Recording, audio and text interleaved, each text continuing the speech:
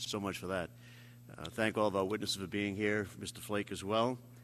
Before we get started, I do just want to mention that we have a particular guest with us here this morning, Representative Carol Maloney, who does an incredible amount of work on human rights, particularly in this South Asia area of the world.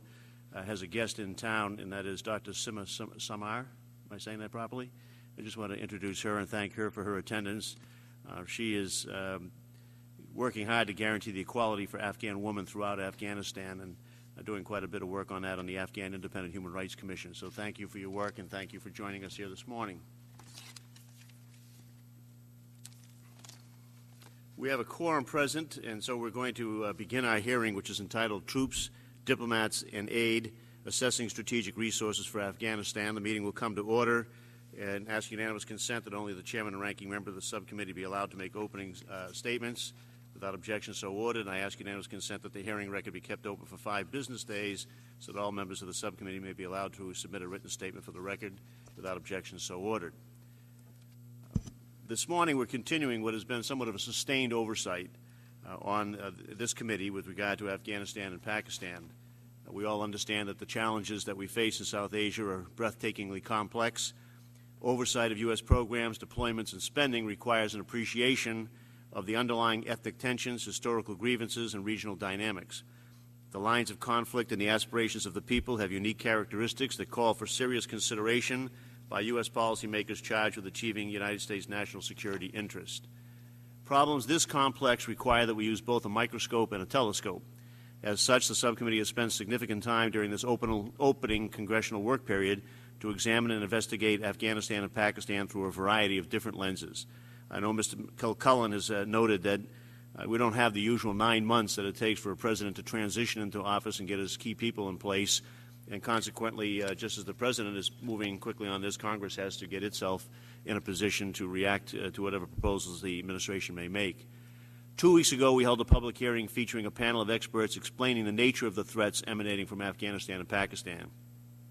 Last week, we followed up with a classified briefing conducted by the Office of the Director of National Intelligence. Next Tuesday, we'll hold a hearing entitled Afghanistan and Pakistan, Understanding and Engaging Regional Stakeholders that will explore those countries through the lens of geopolitics and regional tensions and opportunities. Today, we turn our attention to the kind of footprint the United States should have in Afghanistan. How many troops, how many diplomats, how many aid workers? These questions, all of which involve deployment of United States citizens to a war zone, weigh heavily on those of us with the responsibility of public service. But at their core, these questions should be preceded by one fundamental question: what are we trying to achieve in Afghanistan? We hold this hearing as the administration prepares to release its Afghanistan and Pakistan strategic review.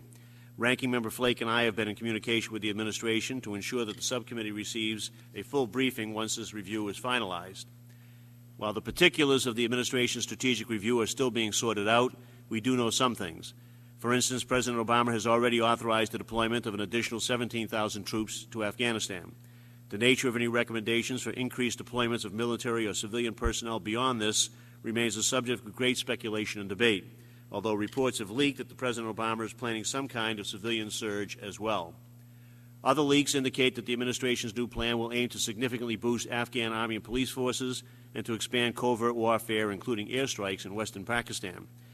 Before we get too far ahead of ourselves, let's return to a moment for what is the most fundamental of questions: what do we seek to achieve in Afghanistan? One of our recent witnesses described that our effort in Afghanistan should be a counter-sanctuary objective, and I know some of our witnesses here today will address that. Under that approach, we would need to prevent al-Qaeda or like-minded international terrorists from establishing a safe haven from which they can plan and execute attacks against U.S. citizens at home or abroad.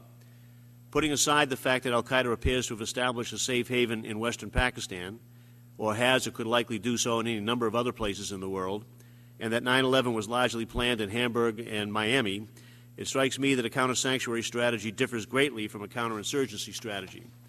Eliminating sanctuaries requires a fairly small military or covert footprint that is focused on disruption and containment, whereas counterinsurgency would require huge amounts of personnel and resources to ensure security and to support indigenous efforts to exert police power and extend social benefits to an ambivalent or resistant population.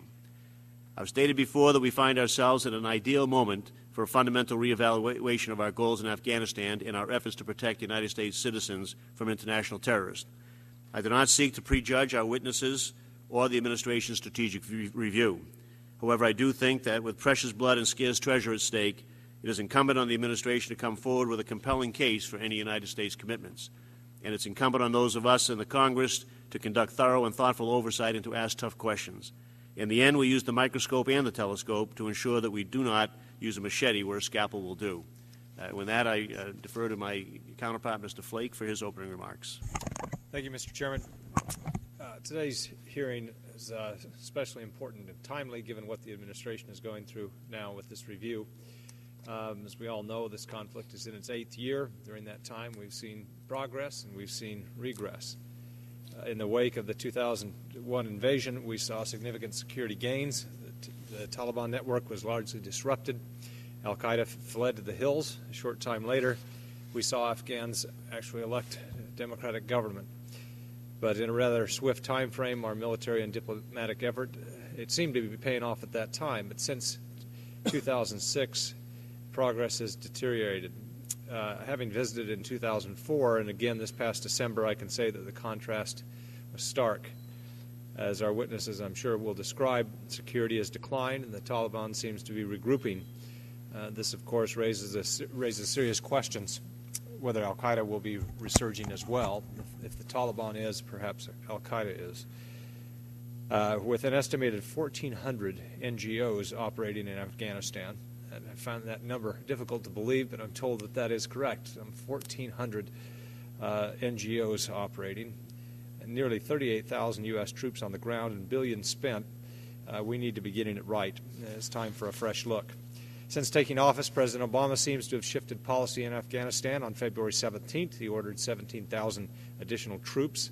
This will bring the number of U.S. troops to approximately 55,000, the largest number ever deployed in that country. After having ordered these troops into combat, however, the President will receive the results of a high-level review of U.S. policy toward Afghanistan and Pakistan. It seems that following the decision to dispatch additional troops, the administration will determine what the policy should be. As we mentioned in the last hearing, it seems a little backward to be planning to deploy troops before we have a strategy. But I hope that this hearing will shed some light on that.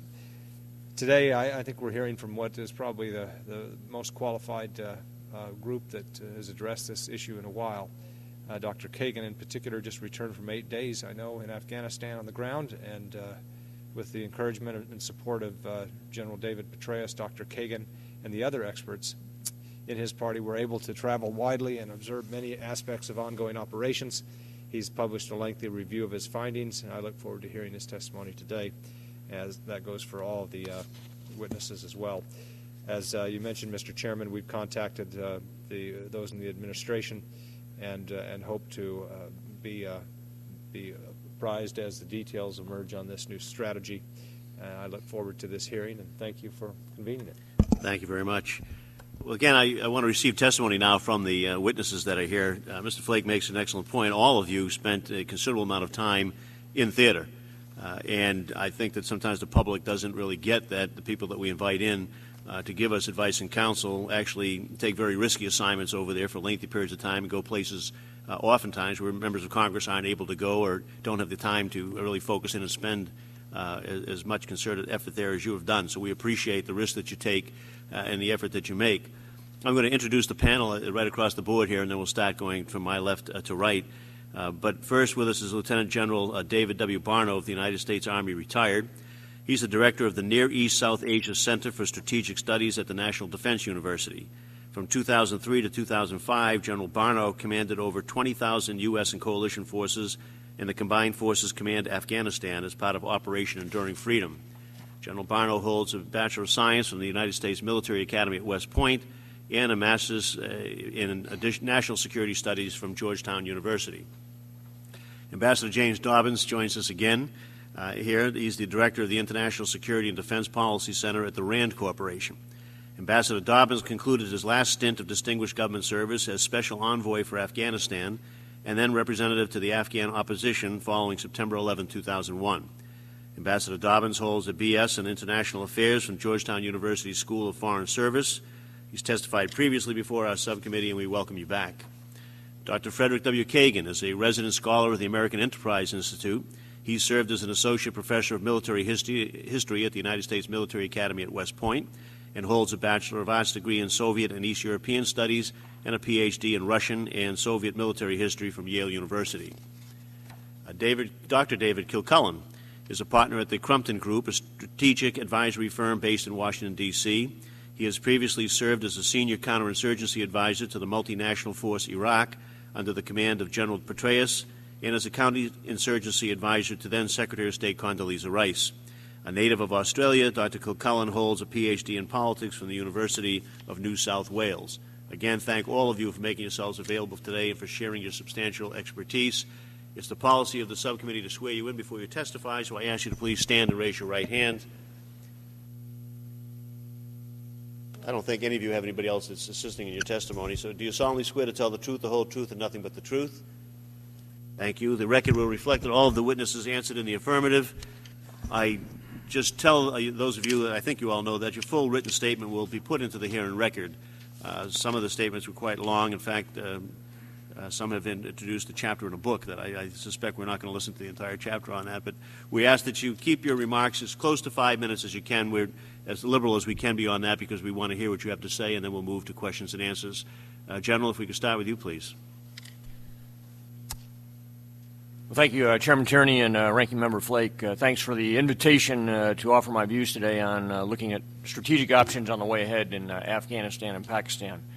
I continue to serve in the Defense Department in my current position, but my views that I'll express today are my own personal outlooks, and they're informed not only by my 19 months in Afghanistan from October 2003 to May of 2005 as the overall U.S. commander, but also from continued engagement and visits there to include a 3-day trip in January of this year to Regional Command South, Kandahar Province, Zabul Province, and Helmand Province. More importantly, my youngest son just returned from a 1-year tour in Afghanistan where he served as an air cavalry scout helicopter platoon leader in the 101st Airborne Division with 6 months in Regional Command East in Jalalabad and 6 more months in and around Kandahar. So I appreciate this not only from the perspective of a former commander there, but also now of a father of a soldier, as there are so many fathers and mothers out there of our troops that are serving overseas. And I anticipate he'll be returning to the theater sometime in the next year and a half or so.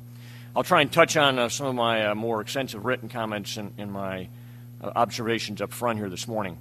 First and foremost, I would characterize a bit of diagnosis. And I think as I've looked at this over the last several years, in part in the aftermath of the transition to NATO, which happened at the end of 2006, that the overall enterprise in Afghanistan in many ways has been drifting towards failure. And I think the trajectory that we're on today, hopefully, which will be changed dramatically by the President's planned announcement here, I believe tomorrow, the trajectory we're on today is not a success trajectory, and we have to make some substantial changes in our approach and in the overall leadership outlook and organization, perhaps, of the effort to move us towards success. I think first we need to talk a bit about what are the goals in Afghanistan, and to the Chairman's question, what are we trying to achieve in Afghanistan? And I generally would characterize those as 5 key goals that I think are unchanged from the United States in many ways from our earliest days there. The first of those, and most important, is the Taliban and al-Qaeda are defeated in the region and denied usable sanctuary in that part of the world. And the purpose of that, of course, is to prevent further attacks on the United States and our allies. Secondly, I think Pakistan has to be stabilized as a long-term partner to the United States that's economically viable, friendly to our interests, no longer an active base for international terrorism, and in control of its territory and its nuclear weapons. Third, I think a stable and sustainable Afghan government has to exist that's legitimate in the eyes of the Afghan people, capable of exercising effective governance and in control of its territory. Fourth, I think NATO must succeed. We have made a commitment that's irreversible at this point that the military mission is going to be led through the NATO alliance in Afghanistan, We cannot allow that to fail, and we must ensure that our objectives there are cast such that the transatlantic alliance is preserved and that U.S. leadership in that alliance helps us to deliver success. And then finally, I think that we have to ensure the region is confident of American staying power and commitment as a long-term partner that's not going to leave as we've done in the past, but stays there and shares the challenges in front of our many friends in the region there. There's three basic first principles that I think we need to touch on to accomplish this as we look at perhaps some changes in our approach in the next several years. And some of these are well known, but they tend to be absent in some cases when implemented. First is the Afghan people have to be the center of gravity of this effort. We have got to focus, I think, our upcoming counterinsurgency efforts on securing the population, providing them the time and space to have economic and political growth, and ensuring that their day-to-day lives are viable and that they have hope for their future. Second, I think we need to focus on creating true unity of effort in the overall military and civil enterprise in Afghanistan. And that's not only between the military effort and the civil effort, but also even within the military effort, where we have 41 different troop contributing nations. And in some cases, we almost see 41 different approaches to the fight in Afghanistan. We've got to meld that into a singular approach. I think U.S. leadership is key in doing that. And then finally, I think we have to take a simultaneous top-down from Kabul and bottoms-up from provinces and district approach to build success at the grassroots levels, often led by our military units, especially in the southern half of the country, which is the most dangerous portion, what I term the counterinsurgency zone. And that we've got to build this from the bottom up and the top down, not simply achieve greater success in Kabul. I think I'll pause there and I'll defer my comments on Pakistan until we get into the Q&A, but Pakistan is obviously a part of the problem and a part of the solution. I don't accept the idea that we can't achieve progress in Afghanistan unless we achieve success in Pakistan, but the two of those nations are very clearly interrelated, and we have to have an interrelated policy that addresses both, recognizing that they're individual nation states. And I'll, again, defer further comments till Q&A. Thank you. Thank you very much, General. Ambassador. Thank you, Mr. Chairman, for inviting me back. You know, it was only 2 years ago that Iraq was hopeless and Afghanistan was the good war. Today, Iraq's the success and Afghanistan's the quagmire. I think it's worth reflecting on this, and what it demonstrates is that that dramatic change is possible, and that turnarounds are possible. And I think what we have to focus on is how we can turn around the situation in Afghanistan. Now, there are reasons to be cautious. Afghanistan is larger and more populous than Iraq. It's more isolated and inaccessible. It's far poorer and less developed. And it's been in civil war for 30 years. Yet we still have advantages in Afghanistan that we lacked in Iraq. First of all, the American presence in Afghanistan remains more popular than it ever has been in Iraq. Secondly, Karzai retains more popularity as a leader in Iraq than any leader, more popularity as a leader in Afghanistan than any Iraqi leader has yet been able to secure. Thirdly, we have far more international support for our efforts in Afghanistan than we ever have in Iraq. Fourthly, levels of violence remain much lower, have remained lower in Afghanistan than they were, or indeed still are in Iraq. That's right. The levels of violence in Afghanistan are still somewhat lower than they are in Iraq.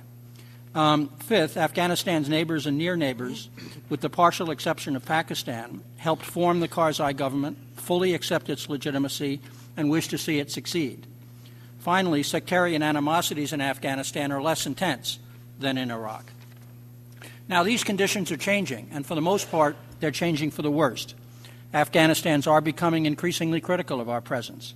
President Karzai is losing domestic and international support.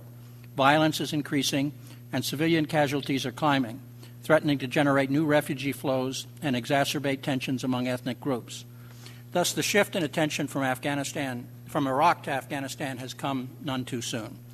In my written testimony, I've suggested 8 different tacks that we should be taking, some of which I think the administration either has or is about to embrace. I'll only name them here and be happy to go into greater detail in my response to questions.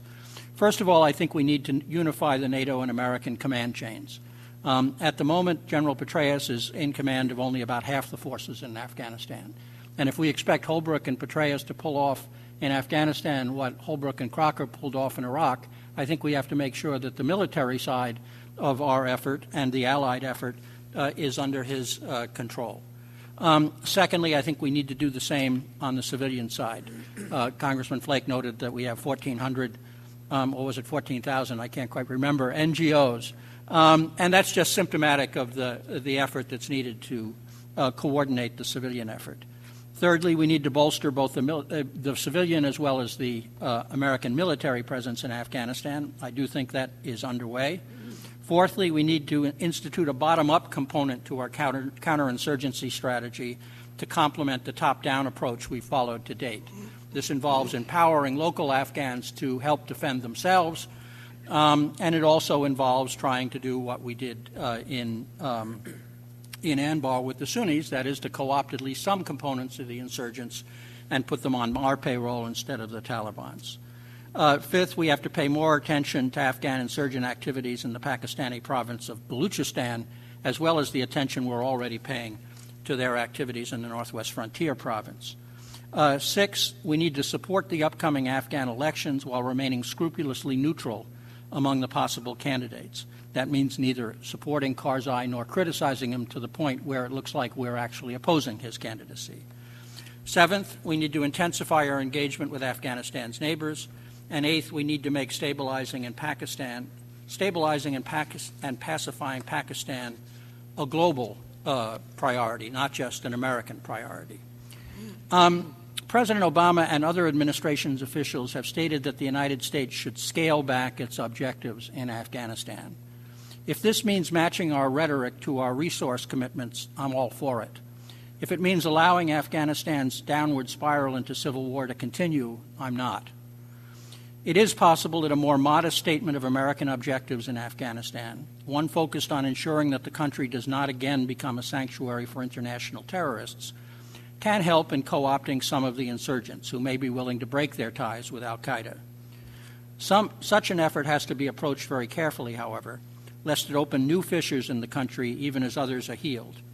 If Afghanistan's Tajik, Uzbek, and Hazara populations, backed as they will be by Russia, India, and Iranian patrons, conclude that the U.S. is reducing its support for the national government in Kabul in order to accommodate Pakistani-backed Pashtun insurgents, then we're likely to see a resumption of the large-scale civil war along a north-south divide which racked Afghanistan throughout the 90s and led to al-Qaeda's introduction in the first place. American commanders may have local opportunities to bring insurgent elements over to our side, and they should be encouraged to do so. But any effort to engage the insurgent leadership at a national level will need to be conducted by the government in Kabul with the support of the larger international community if this effort is not to tear the country apart. How then should we describe America's purpose in Afghanistan? Our job is neither to defeat the Taliban nor to determine the future shape of Afghan society. While free elections, rule of law, capacity building, counter-narcotics, and economic development may not be our objectives, they are important components of a strategy designed to protect the population and win its support. The American purpose should be to reverse the currently negative security trends and ensure that fewer Afghans are killed next year than this year. In any counterinsurgency campaign, this is the difference between winning or losing. If more Afghans are killed in 2010 than 2009, we'll be losing. And if less are getting killed, we'll be winning, and that's how we'll know. If as a result of our efforts the current rise in violence is reversed and the populace made more secure, the Afghan people will be able to determine their own future through peaceful rather than violent competition of ideas, people, and political factions. This has already begun to happen in Iraq. Our objective should be to give the Afghans the same chance. Thank you, Ambassador. Dr. Kagan. Thank you, Mr. Chairman. Thank you, Mr. Flake, for inviting me to participate in this hearing on this outstanding panel, where I suspect we will find not a tremendous amount of disagreement. Which is too bad, because we really thought we were going to get a lot of disagreement, but in other words, it might not be too bad after all. Well, It's a little hard because I think if you look at this problem, there are elements of it that are incredibly complicated and there are elements of it that are fairly straightforward. And although if the problem were simply preventing al-Qaeda from reestablishing safe havens in Afghanistan, and I don't think it is, and if it were the case that it was possible to do that with some sort of counterterrorism approach that relied primarily on special forces and long-range missile strikes, which I don't believe is the case, then we could actually have a discussion, I think, about alternatives. But unfortunately, the problem in Afghanistan is much greater than that. It's more significant than that. And also, unfortunately, I'm not really aware of a case in the last 10 years when the pure counterterrorism approach has worked. And so I don't find that to be an appealing intellectual alternative to try to pursue, because it has been tried on a number of occasions and it has failed. Al-Qaeda is not actually susceptible to that sort of defeat, in my view. But stepping back for a minute, I think it's absolutely right to ask the question, why are we in Afghanistan and what are we trying to achieve? And I would submit that the reason we're in Afghanistan is because of the extremely important geopolitical role that Afghanistan actually plays in an area that encompasses 1.5 billion people with a lot of nuclear weapons. And the key point here is that what you're seeing in Afghanistan, among other things, is a great game being played out between India and Pakistan and Russia and Iran and China and now us for regional objectives. And we know well that the Pakistanis are supporting elements of the enemy groups, both the Quetta Shura Taliban and the Haqqani network, which are, I think, those two groups the greatest threat to stability in Afghanistan, rather. And they're doing that for a variety of reasons, but largely because it is a part of the competition with India. And I don't think that they will stop doing that unless it is made clear to them that those groups will not succeed, and that there will in fact be a stable Afghan state backed by the West, not just the United States, but backed by the West, that will make impossible the success of the proxies that the Pakistanis are preferring. And I think it's important to phrase it in that way, because I think that unfortunately it is not just the case that the Pakistanis are acting defensively here out of fear that we will leave, although they are doing that. Even if we were not going to leave, even if they knew that we were not going to leave, the Pakistanis will still be concerned about the degree of Indian influence in Afghanistan, which will be significant. Indian companies invest in Afghanistan. India has an embassy there, which was not coincidentally attacked some time ago. And this is not something that would easily go away. The Pakistanis have to be convinced not just that there will be a government that they're happy with in Kabul, but that their preferred proxies will lose. And this is an incredibly important thing for Pakistan. And that's one of the things that I want to emphasize here. We have gotten into the habit, because we have forces fighting and dying in Afghanistan, of thinking about Pakistan as the country that we need to help us in Afghanistan. And the problem is that that has it reversed. The truth of the matter is Pakistan is more important to us strategically than Afghanistan. It's a country of 173 million people, 100 nuclear weapons, and host to at least four major terrorist organizations, two of which are focused on destabilizing Pakistan, one of which is focused on destabilizing the entire region, and one of which is focused on destabilizing the entire world. Now the question is, how can we best influence what goes on in Pakistan? How can we best understand what these groups are trying to do, and how can we best try to address the problem? Right now, we have the advantage of being in contact with the rear areas of all four of those groups in Afghanistan.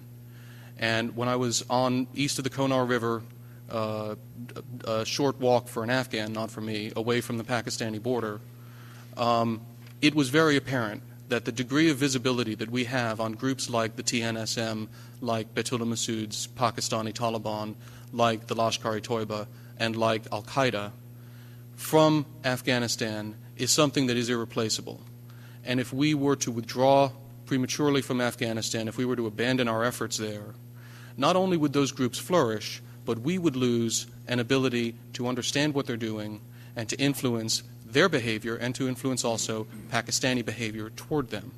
And that's why I think it is time for us to stop focusing so much on the region as it can help us in Afghanistan and understand also the upside benefits of getting it right in Afghanistan, which include helping generate leverage vis-a-vis Pakistan in a variety of ways, helping us to get the Pakistanis to focus on their own internal issues, which we have to be very concerned about, and also keeping us in close contact with enemy groups that are a real threat to global stability in a very fundamental way. And lastly, I just want to say, and I know that the committee is aware of this, but I'm not sure that the American people are, the situation in Afghanistan right now is nowhere near as bad as the situation in Iraq was at the end of 2006. And just to put a number on the table, the height of attacks in Afghanistan is less than a quarter of the height of attacks that we saw in Iraq. I was in Iraq in May of 2007, pretty much at the peak. Dave Kilcullen was there in much more dangerous positions than I for much longer in that period. And we both know, he more than I, what that kind of violence looks like in a society. And that is not going on in Afghanistan right now. And I think that if we pursue a sound policy and resource it appropriately, there's no reason why that should happen in Afghanistan. Thank you. Thank you very much. Dr. Kilcullen.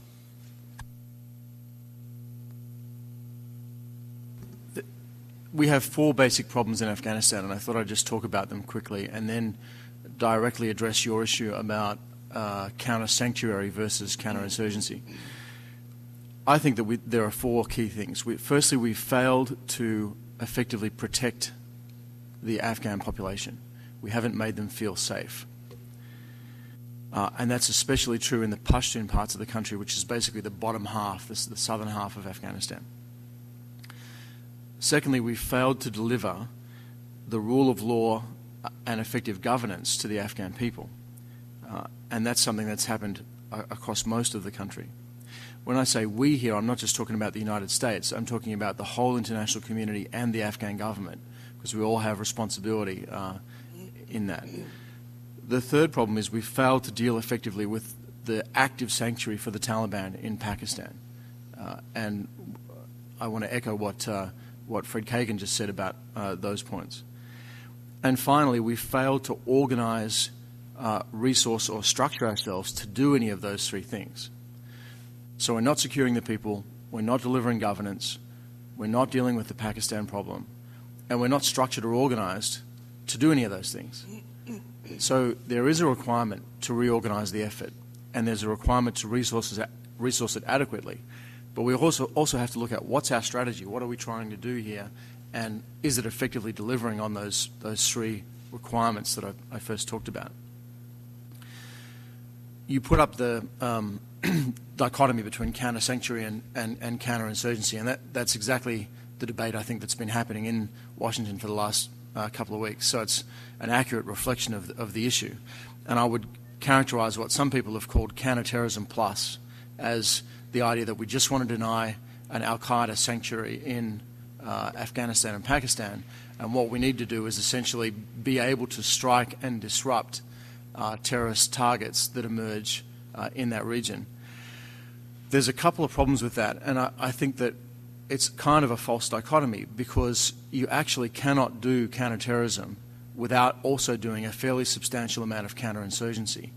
And I hope you'll bear with me, but I used to do this stuff for a living, so I want to explain to you what happens when an intelligence asset is working with a special forces asset to target a terrorist. Your intelligence asset has to have eyes on the terrorist target, and it has to know where the target will be, not now, but in flight time plus preparation time plus approval time for the strike asset. So if I'm the intelligence asset and my strike asset is a special forces unit, and the special forces unit is close by, it's 10 minutes flight away, and it takes half an hour to get ready, and it takes 5 minutes to get approval, then I have to know where the terrorist target is going to be in 45 minutes time from now. That's hard, but it's possible. If my strike asset is a naval ship in the Indian Ocean, and my strike method is cruise missiles, and it takes me 8 to 12 hours to get approval out of Washington, then I need to know not where the target's going to be in 45 minutes, but where it's going to be tonight. That's impossible, almost always impossible. That's why we didn't get Osama bin Laden during the 1990s. That was the setup. We had intel assets on the ground, approval from Washington, and our strike assets were in the Indian Ocean. So that means that if you are going to do effective counterterrorism, you have to have bases close to the target. And let's say the strike asset that you're talking about is a special forces unit of 50 people. That means you've got to have those guys on a base, and you've got to protect them effectively, which is probably going to take about a battalion, about 600 people. And you need to have lines of communication and logistics units and all sorts of support assets like helicopters and airfields and so on to make that work. And that means you need to have a relationship with the local population, because if you're going to have a base in someone's area, you have to have some kind of relationship with them where they're willing to give you the information to find the enemy, and you don't have to continually defend the base against attack. And that means you have to deliver to the population some kind of quid pro quo. Most fundamentally, you have to protect them against terrorist retaliation for them tolerating your presence or helping you. But you also have to help them with governance and development, rule of law, and a certain variety of other things in order to just function in the environment. So what all that long-winded explanation means is it turns out that if you're going to do counterterrorism effectively, you need bases in Afghanistan. And if you're going to have bases in Afghanistan, you have to do a certain minimum amount of counterinsurgency for those bases to be viable. And it turns out that minimum level is quite high. And the logic that I've just gone through is exactly the logic that the United States used in establishing air bases in Vietnam in 1965. We wanted to strike the North Vietnamese using aircraft. We needed to protect the aircraft. We needed to secure the areas around the bases. And we found ourselves dragged in gradually to a much larger commitment than was initially envisioned. So the reason I'm laying this out for you is to say we can pretend that we're doing counter-sanctuary. We will actually be doing counterinsurgency. And I think it's better that we don't pretend, that we think up front about what the requirements are likely to be. And then the final point would be to say that the numbers of troops deployed, the numbers of diplomats that you put in the field, and the aid spent, how many dollars you're spending, the overall raw number of those figures is actually less important than the effectiveness of their delivery on the ground. Right now, some aid agencies that are working in Afghanistan are spending 80% in overhead, and only 20% of their effort is actually reaching the Afghan population. Similarly, we have some allies who are sitting on forward operating bases, and extremely rarely are they getting out and dealing with the population. An Afghan provincial governor said to me, look, you have enough troops to secure my province, you just have to get off the FOB, the forward operating base. Another meeting that I was in was between a European ally and an Afghan provincial governor, and the allied commander said, we're not sure that you guys are ready to take control of the province if we leave. And the Afghan governor laughed in his face and said, if you left tomorrow, the only difference it would make would be that we'd inherit your base. You don't actually get out of your base and do anything. So it's not just how many troops we have, it's what those troops do. And they have to focus on securing the population, and that means close interaction with people and delivering effective governance, rule of law, human rights, all those sorts of things that we need to deliver so that we can deal with the terrorist threat. So I'll stop there and perhaps put forward to Q&A. Well, thank you, Doctor, and thank all of you for enlightening testimony on that. We're going to go into our question period here, which you're all familiar with, and unfortunately we're still stuck in this 5-minute rule, but we'll try to relax it as much as we can, and I don't mind if any of my colleagues have a follow-up question they want to interrupt me with on this so we get to a subject matter all the way out. First of all, let me start where we ended, the need to have cooperation amongst our allies on this basis. We've visited at various times different PRTs, and they're operated differently. Wherever you go, there's some that never get off the base. I won't mention any companies, but wine for lunch. You're in there for a 5-month turnaround period. You hang around. The locals say, they never get off the base. As soon as they came in the rotation and the other people left, the insurgents came back on that. And then you have other people that came in and say this other group came in and they were very effective in protecting us. Are we going to be able to exert the kind of leadership that the United States historically has had with NATO and other international efforts, or is the relationships, are the relationships so poisoned that that's going to interfere with our ability to do that? And if that's the case, how successful can we be?